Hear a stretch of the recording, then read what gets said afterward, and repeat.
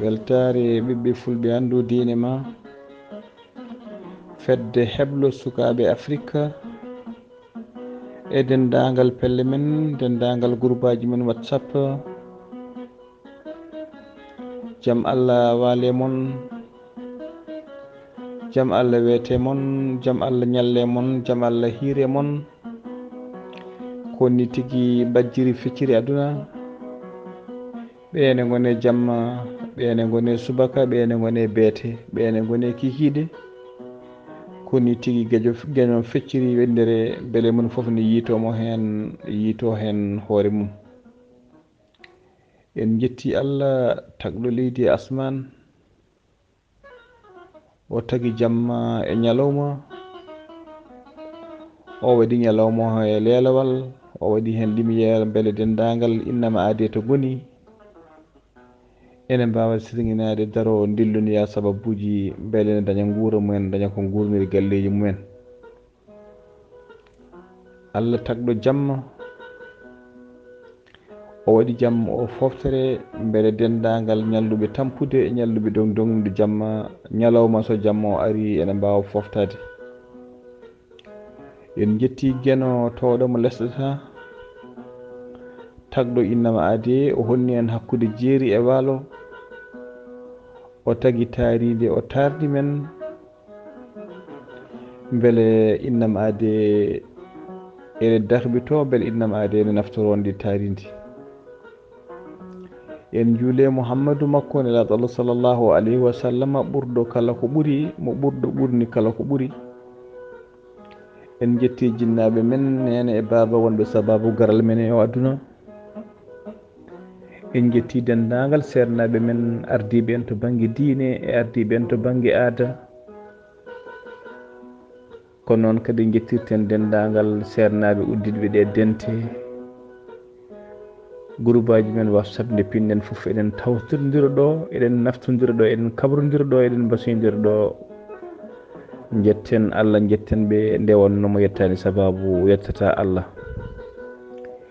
en duwanima dendagal mayɓe men e mayɓe julɓe kala, kamɓe mayɓe ɓe yo allah yurmoɓe, yaafoɓe, allah harnaɓe aljanna ɓe hen allah waɗa hoddiɓe neraɗo allah sallllahu alayhi wa sallam. e rewɓe ɓene o waɗaɓe hoddiɓe fatimata bintu rasulu sallllahu alayhi wa sallam e nder aljanna. enen mayraɓe ɓene nde wonnon alamu meeɗa mayrede, nde allah ɓoynata en caggal ɓe mayɓe ko juuti tawa eɗen cakkanoɓe, eɗen duwanoɓe allahumma amin. en duwanima dendagal ɓe cellani, ɓe leliɓe e galleji ɓe cellani, ɓe leliɓe nder cuuɗi, ɓe nana nder hôpital uji, ɓe hen kadi ene mbadda ummo jotto ene jaada e rafiji mumen. ɓe hen kadi ene jaaha tawa rafiji ne coome ɓalli mumen ganda. popde allah ne jogui jaam, yo allah addu jaam, adda cellal, itta ɗi rafiji ha laaɓi, moni foof jokko e haaju mum. en duwnima ɓe toñaɓe dumbaɓe ene udda e ɗi cuuɗi dumbirɗi, ɓe hen ene ɓuura doole, ɓe hen ene takka, ɓe hen ene tuuma ko mbaɗani, ɓe hen ene itta e liberté mumen. en ñaaguima allah nde allah waɗata ɓe dumbite ɓe goppe ɓe jokko e haajuji mabɓe allahumma amin. en duwnima musidɗo men sehil men ceerno Abdoullahi Sarr, kewɗo kala e alhamisa arde ɗo henene ene addana jewde, ene addana en jewte, tawa kadi ko jewte men ko fate cellal ɓalli. kono noon kadi duwanortoɗen bandiraɓe men rewɓe hono oɗo biteɗo Fama Gassama e Fatimata Zahra Sow, hewɓe kala saaha e alhamisa arɓe ɗo henene, hewɓe arde ɗo kala alkamisa kañum ne gadda jewte men, taw ko jewte ko fate e cellal ɓalli. sikki ala no ha loppudal mbiyata cellal woni afo kala ngaalu, kono kadi ko laaɓal woni afo kala cellal. ɗum noon eɗen eero bandiraɓe, eɗen mbasiyo bandiraɓe, eɗen toppito laaɓal e nder galleji, laaɓal e nder biroji, laaɓal e nder butikaji, laaɓal nder e laaɓal boowal caggal nde laaɓal ɓernde. musidɓe tedduɓe toppitoɗen laaɓal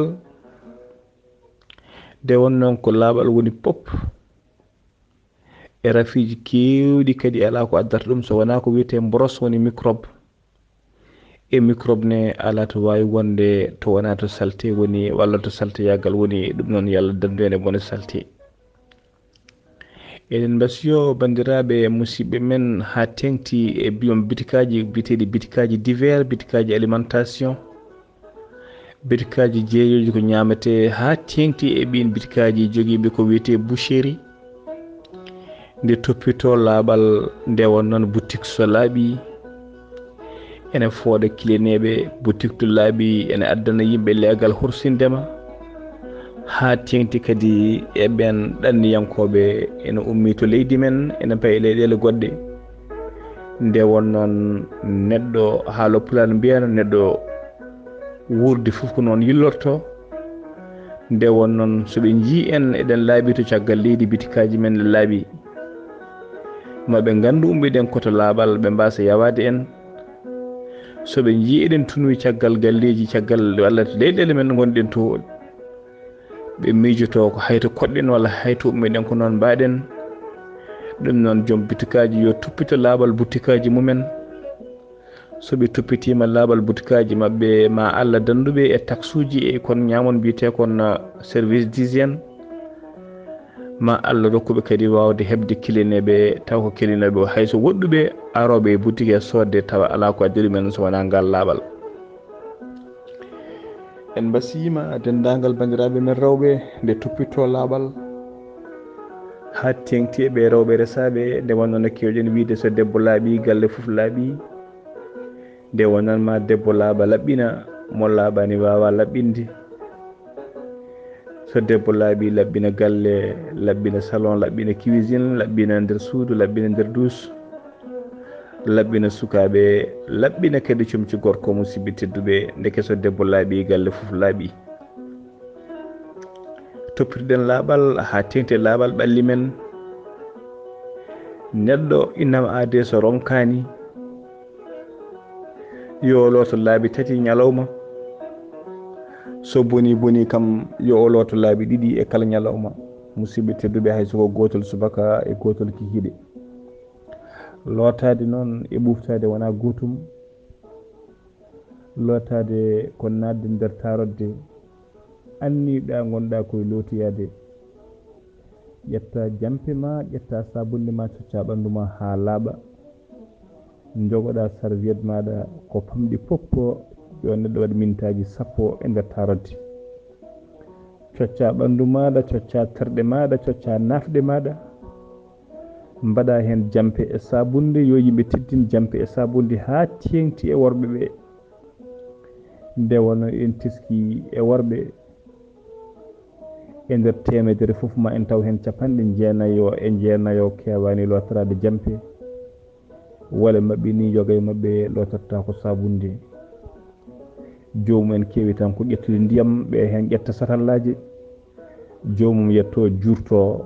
saha ni hay serviette ala, yalta ɓandu mum fof ne leppi ndiyam, ɓorno comci leppa, yetto kadi ɓorta ɗin comci leppuɗi ñappa e suudu. musidɓe tedduɓe wona e laaɓal. tarodde yo tarodde laaɓ, tawa so neɗɗo naati nder tarodde haɓata. so o yettima nder tarodde musidɓe tedduɓe o ƴetta jampe makko, o leppino, o waɗa hen sabunde, o yigga ɓandu makko ha tengɗi e terɗe, tawa ko terɗe cuuɗiɗe walla mbiyen ko terɗe ko wayno nafɗe e gueɗe baali noon. o socca ɗum laabi kewɗi, o socca ɓandu makko fof ha laaɓa. caggal nde o gayni lotade o ƴetta serviette makko, o momtiro ndiyam ɗam ha laaɓa, ha o sojja, o ɓorno comci makko, taw hayso ɓornimo comci leppata. musidɓe tedduɓe ko ɗum woni lorgal. ɓuftade ko jomum caggal nde looti a yeehi seeɗa arti aɗa warñi walla aɗa wuula, ƴetta ndiyam ma jurtoɗa. ɗum woni ɓuftade. musidɓe tedduɓe hoto payden ɓuftade e lotade. wal yoga yimɓe ne mbiya lotorta ko jampe ɓe hen mbiya lotorta ko sabunde musidɓe tedduɓe lototoɗo ndiyam lotorta ko sabunde laaɓata lotortoɗo sabunde lotorta ko jampe laaɓata so neɗɗo kadi ene yiɗi andude tuundi ɓandu wonode neɗɗo so yalti so dawi a yalti so yiɗi andude tuundi gonore ma nan nder tarude lamde taw ko tarude waɗade karo ƴetta jampe mbaɗa hen ndiyam cocca ɓandu ma jurtuɗa ndiyam so Allah hollima ko yaltata e ɓandu ma ma andu musidɓe tedduɓe neɗɗo ko tuundi meeri kadi ala ko ittata tuundi so wona ndiyam en basima bandiraɓe rewɓe nde toppito laaɓal no mbiɗen ni kamɓe goni pop ha tengti kadi e laaɓal terɗe e laaɓal comci ha tengti kadi e comci ɗiɓe kewi sakkude debbo so ronkani o fotani ñaldude guila subaka ha hiira e caleçon walla sen ɗaccan haqqe e silib makko kadi yoɓe tinno soɓe ɓorno ɗin comci ɗi gonata ko wiyete coton nde wonno nilon o ne wuuli kadi nilon o ne gaaña ene adda ko wiyete des infections ɗum noon bandiraɓe eɗen basio bandiraɓe men rewɓe nde tinnoto kañumen e laaɓal ha tengti mbiɗen e laaɓal yo jomum ƴettu ha heewa hande caleçon ngaji Allah ne wimni ɗum yo neɗɗo jogo soode hen ha heewa tawa ko coton tawa kala nde naɗɗa nder tarude lootiɗa mo ɓornuɗa o itta ɗum mbaɗa e ndiyam lawƴa ha laaɓa loota ha laaɓa jalta liira e nangue mbasa liirde nder duusi liira e nangue fiya hen sa gayni piya hen feere aɗa passé taw ko feere gulɗo nde wonno aɗa wawi liirde e nangue walla aɗa wawi liirde e ɓoggol buubi juro hen ko waɗi coofa hen wonta microbe aji sa ɓornima kadi musidɓe tedduɓe ne adda des infections ɗum noon ɓuuri moƴƴude ko piya hen feere gulɗo sa fi hen feere gulɗo feere repassé gulɗo dendagal microbe aji gonnoɗi hen ma maayi ha laaɓa tawa ɓandu ma tawa heɓani microbe aji musidɓe tedduɓe sikki ala jiɗɗen haalde hande ko jubbande seeɗa e oɗo rafi tawa ko rafi ɓurɗo heewde worɓe kono kadi tawa ko rafi hay sinno ko rafi worɓe ko rafi kadi musidɓe tedduɓe toɗɗiɗo rewɓe nde won noon kala gorko gonduɗo e on rafi caggal nde wonde debbo ne adda yaware hakkude makko e debbo o ma en gartu hen joni e lefol men ɗiɗiɓol sahore welede Allah weltare ɓiɓɓe fulɓe andu diine ma fedde heblo sukaɓe Afrique e dendagal pelle men dendagal groupe aji men lefol men ɗiɗiɓol ko fate alhamisa cellal ɓalli no mbiɗen e lefol men gadanol jiɗen haalde hande ko oɗo rafi taw ko rafi toɗɗiɗo worɓe ko rafi worɓe kono kadi ko rafi kanko fof wonde rafi worɓe ko rafi tampinɓe rewɓe on rafi woni ko jiɗɗen haalde hande woni rafi biyeteɗo éjaculation précoce éjaculation précoce noon woni yawde yandinde so tawi kadi ta on rokki en ma en kaal hen oɗo rafi biyeteɗo faiblesse sexuelle noon woni makkede goragu walla wasde jogade goragu musidɓe tedduɓe ko addi foof jiɗɗen haalde holko woni éjaculation précoce woni yawde yandinde holko addata ɗum e hol sifaji ndu foti e holno ɗum foti kadi musidɓe tedduɓe safrede tawani saaha jomum yettaki hôpital walla yettaki docteur caforowo éjaculation précoce woni mbiɗen yawde yandinde caggal nde neɗɗo jokkodiri e debbo ene waɗi ni worɓe hayso heewani ko adi ni jokkodiral mabɓe worɓe caggal nde ɓe coccodiri e debbo woni caggal nde ɓe gonde fijjude seeɗa walla ɓe gonde wadde sigirago ko adi ni koɓe jettodira woni ko wiyete préliminaire koɓe mbaɗata préliminaire ko adi koɓe jettodira ene waɗi worɓe hewɓe ko ɗon camminta musidɓe tedduɓe eɗen mawlo Allah ene waɗe mabɓe ko caggal nde jokkodiri e debbo so ɓe jokkodiri e debbo ko nden woni ɓe jandina ɓe jawa yandinde. jiɗɗen andinde d' abord bandiraɓe holko woni yawde yandinde, holno neɗɗo yandinirta, anda kañum e hoore mum anda yaawi yandinde walla debbo anda yaawi yandinde. kala gorko jokkodirowo e debbo tuggi mintaji tati fayi less ɗo jomum wiyete ko éjaculation précoce, wiyete ko yawde yandinde. tuggi mintaji tati noon fayi dow ɗo ko debbo hulƴata, kono gorko wiyetake éjaculation précoce. ɗo docteur ɓe mbiyata ɗo éjaculation précoce, mbiyata jomum yawi yandinde. ene heddi noon kene waɗi yimɓe hunjuɓe wona noon to banggue rewɓe walla wona to banggue worɓe, kono so mintaji tati ɗi timmi fayi dow hankkadi musidɓe tedduɓe natti haalede haala éjaculation précoce. éjaculation précoce woni yawde yandinde, kadi ene waɗi e fannuji ɗiɗi. fannu gadano ɗaccon haqqe musidɓe tedduɓe no ha loppudal kewiɗe ñande ngati were gacci ngala, jiɗɗen ko laaɓodirde reedu, wona bonnedagal, wona yorde guite, ala ko yidde laaɓodirde reedu e yidde wallude kadi bandiraɓe. nde wonnoon ha loppulaɗo mbiyata ko deftere deftere janguitte, ko deftere bandum, kadi gueɗe mbaɗe ni la budda ko enen worɓe tan mbawi darade eɗen kalda naftodiren hen, moni foof kadi wooda ko naftiri hen, kono wona bonde needi, wona yorde guite musidɓe tedduɓe. mbiɗen éjaculation précoce ko ɓuuri yaaji ene fecce pecci ɗiɗi. feccere adande ko oɗo tan guila gadunol makko jokkodirde e rewɓe, andudemo debbo, so memodiri e debbo tan ko ɗum koko heɓatanmo, ko jandinowo walla saaha ni guilo suwa yandinde, guilo suwa jokkodirde e debbo ɗaccen haqqe o yandina. ene waɗi kadi éjaculation précoce ɗum heewi ko heftade neɗɗo, caggal nde a wondano e ɗum yaaha waɗoya saaha mbatta hebde ɗum. sen belama eɗen mbawi haalde cas troisiéme, hay sinno ko cas rare. onne cas ko ni wayi e woni e yoga e rewɓe, waɗe yewɓe seeɗa taw ɓen rewɓe sa wondi e mumen aɗa heeɓa ko wiyete éjaculation précoce, aɗa yawa yandinde. so tawi ko debbo maɗa walla rewɓe keddiɓe walla ni joguiɗo rewɓe ɗiɗo taw won debbo hen goto, sa yettodirimo tan ne yandinat, keddiɗo o tawa wawi wonde mum ko juuti. ɗum ɗon hay sinno c'est cas rare, ko hunde wonde. so tawi kadi worɓe nawdirɓe nan ɗo ene mbawi settade ko kalmi ko ne woodi musidɓe tedduɓe. ko adi foof éjaculation précoce bandiraɓe rewɓe walla rewɓe resaɓe wonduɓe e worɓe joguiɓe ɗen caɗele, caggal gorko o wonde docteur hoore mum ko onon poti wonde docteur ɗiɗaɓo, walla so gorko o wonani docteur hoore mum gonon docteur gadano, ballodiron e gorko o hawa wawa iwde on rafiha walla hawa wawa iwde ɗen caɗele ɗe wondi. so tiisi muusi walla ɗum duumima e ngal sanga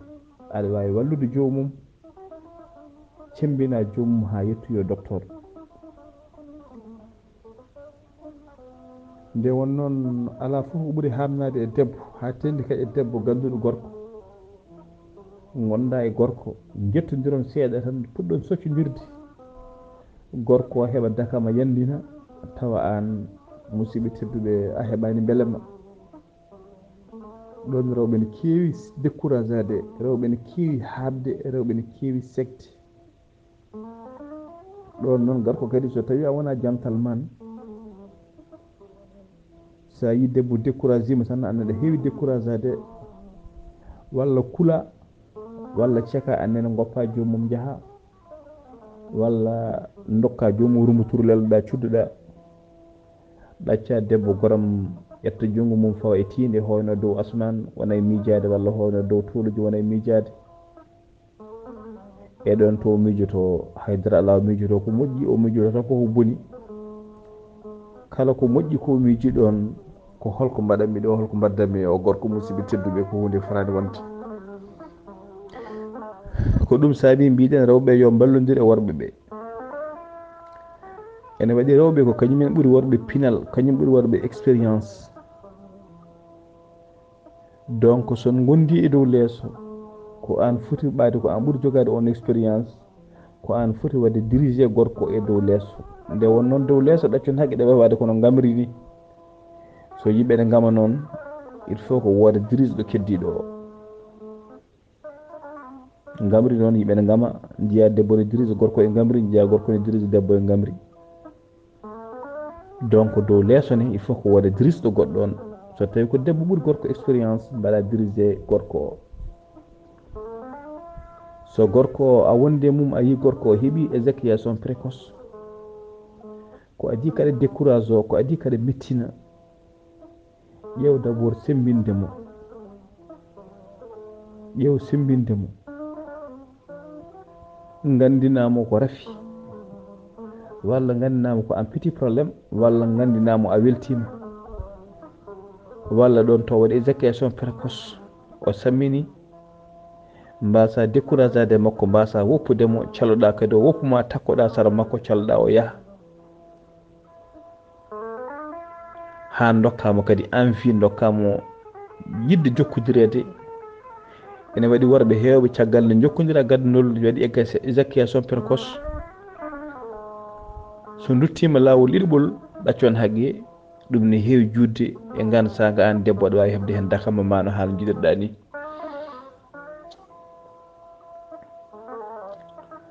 découragement, kala debbo gonɗowo e gorko, gorko waɗa éjaculé précoce law walla wasde law, décourage oɗa e muɗum, janggo e jaam walla ñande wonde gorko o ma jogo saaha ni kulhuli yidde jokkodirde e maɗa. guilom ara hay sinno an aɗa jogui tout e yidde jokkodirede, kanko guilom ara omo waɗa e hakkille makko, waɗata ko wawa, walla o waɗa e makko o jogorani weltindema, walla o waɗa e hakkille makko ɗum jogorani ɓoyde. ɗum noon so tawi ngol to lawol waɗno ko 2 minutes, sa renaki ngoɗo lawol waɗa ko 1 minute, par ce que o arata déjà qu'il est batti. ɗum noon caloɗe worɓe mbaɗa batti guila cuwa yettade. dokke jomum confiance. an gorko noon ko an hokkata hoorema confiance, hay sino de aɗa andi ka joguiɗo éjaculation précoce, waɗe hakkille maɗa kam minute mo mbaɗɗa o ko minute moƴƴo, walla 2 minutes mo mbaɗɗa ɗi hay so raɓɓi ɗi ko 2 minutes moƴƴi, mbaɗa e hakkille ma waɗi ha fewi. e on saaha debbo ne waɗa e hakkille mum, hay sinno ngol lawol fewani ma ñan wonde ma few, ballodiron, yewtidon. kadi éjaculation précoce ɓurɗo hewde ɓe rokka on yeru no pamir tan way kono neɗɗo joɗɗa ñalawma kurɗo a ñamani, ko wayno ɗaccon haqqe wayno jalluɓe jooɗo korka ñalawma kurɗo ñamani. ene gonde heege, ene gonde ɗomka, nangue muta, tabal ɓadine, walla nab werte, jiya banana, jiya orange, jiya tamaroje, jiya ɓuure beurre, jiya bisap, jiya follere, jiya yawour, jiya foof, tew kadi nana bala tew nan defe. joni noon miijuɗa ñalawma o kurɗo a ñamani, miijuɗa kadi ñalawma janggo foof a jogorani ñamde, heddo mbiya ya hirɓu ɗum laaru gotol no kuuñu ñamirta ni, aɗa ñama tan pucuk pucuk pacak pacak, a dartinta musidɓe tedduɓe. mbiya gueɗel foof ya ñaam ko jiiɗa ɗum ko foof ya ñaam,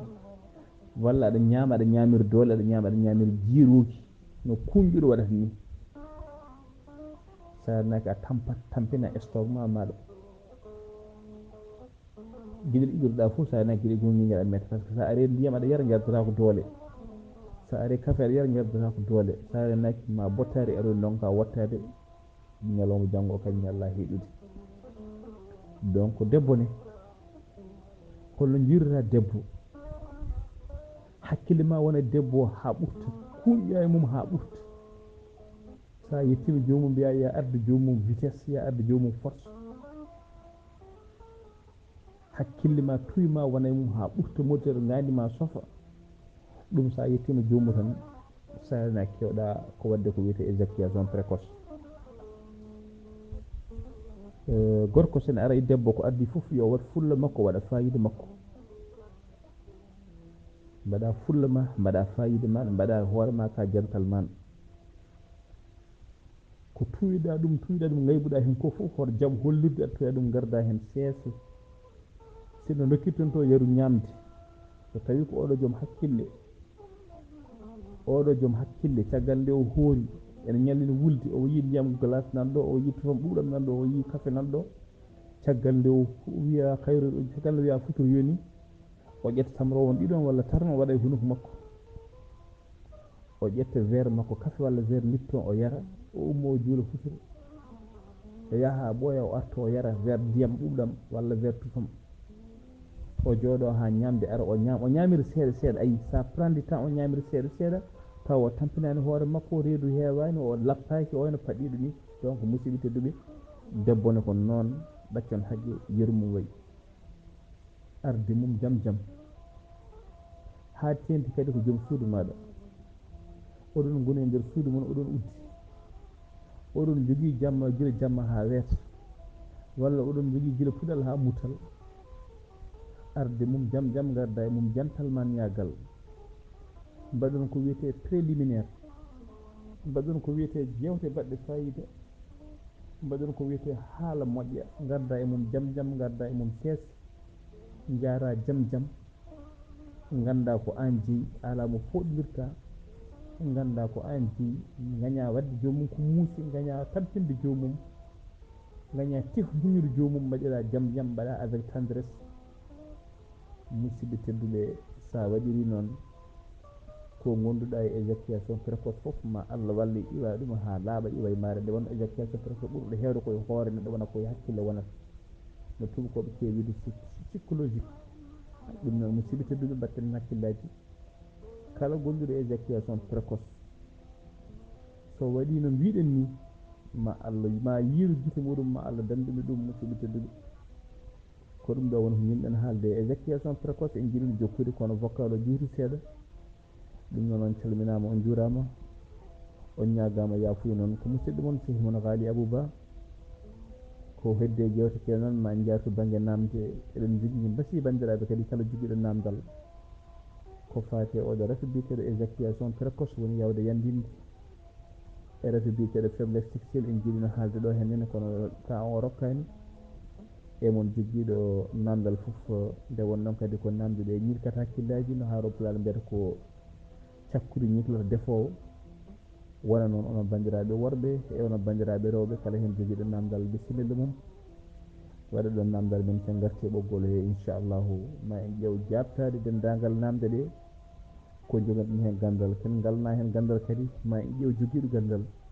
keɓen mum réponse o gartiren ɗo e dental he musidɓe tedduɓe kettotimallaki jaam ko musidɗo moon sehil moon Ghalii BAH